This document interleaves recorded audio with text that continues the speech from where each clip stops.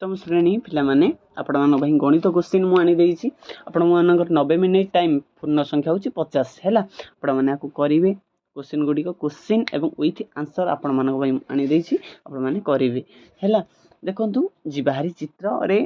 रेखांकित अंश A union B हम आंसर तापर ख नंबर देला ए सबसेट बी रो ए यूनियन बी कोटा हम आंसर बी हम आंसर तापर प्रश्न देखु तापर देखु ग नंबर कौन कहला केउंटी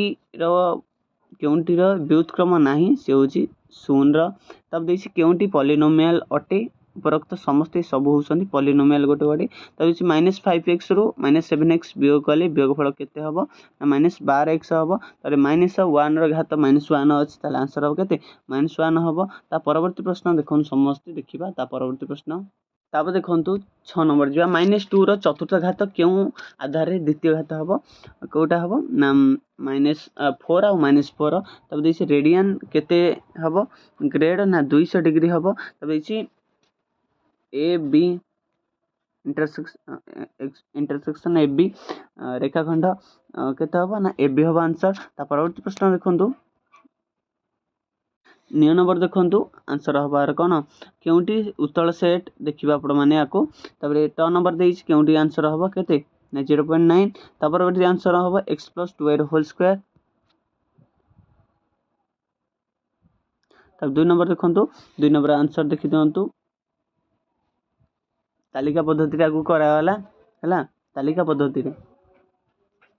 देखिदेले तब 3 नंबर को जीवा 3 नंबर दे ए रो मान -1/3 बी रो मान 3/4 आ सी रो मान 6/7 हेले प्रमाण करिया को देइची आकु दुई भाग भाग करा गोटे एलएचएस आ गोटे होची आरएचएस रे भाग करा हबो एपटे जेति आंसर बाहरिबो एपटे मध्ये सेति आंसर बाहरले हमें कोन करि परिबा एलएचएस = आरएचएस प्रूफ बोली हम कहि परिबा देखि दियंतु भल से तब 4 नंबर को जीवा 4 नंबर देखंतु गुणन करा हबो बा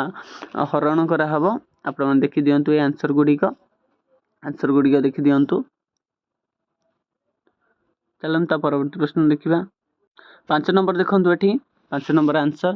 देइची सूत्र प्रयोग करी उत्पादक निर्णय करिया को देइची 5 नंबर आंसर हेठी हला तब 6 नंबर को चलंतु